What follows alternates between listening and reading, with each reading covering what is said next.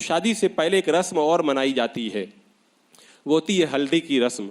ये पता नहीं कहाँ से, किस काफिर कौम से ये रस्म लोग उठा करके लेके आए हैं।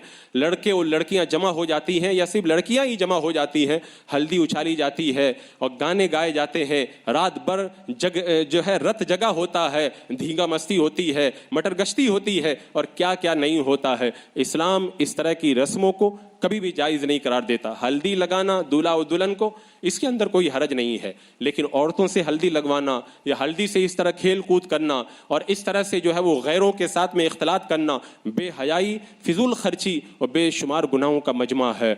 जो गैरतमंद बाप है, मेरी उनसे ये अपील है, ये हल्दी की रस्म और इस तरह की रस्मों को अपने ख़ानदान से ख़त्म करो। लेकिन मैं बाप से क्या कहूँ, कितने बापों को मैंने बुला करके कहा कि ये गलत हो रहा है, इसको रोका जाए, कहते वो लड़का नहीं मान रहा है, वो बीवी नहीं मान रही है। बीवी अगर खाने में थोड़ा नमक ज़्यादा कर दे तो उसकी शामत आ जाती है, वो बेचारी कांपती है, तो शादी में तुम्हारी बात क्यों नहीं मान रही? इसका मतलब ये है, अगर तुम जो खाने में नमक होता है वो वाला गुस्सा भी दिखाओगे तभी वो इसमें भी मान जाएगी वो। लेकिन आप खुद ही राजी हैं तो कहाँ से वो गुस्सा दिखाएंगे? अपनी बात आती है तो फिर ऐसा बीवी को डांटा जाता है कि बीवी का रुआ रुआ खड़ा हो जाता है।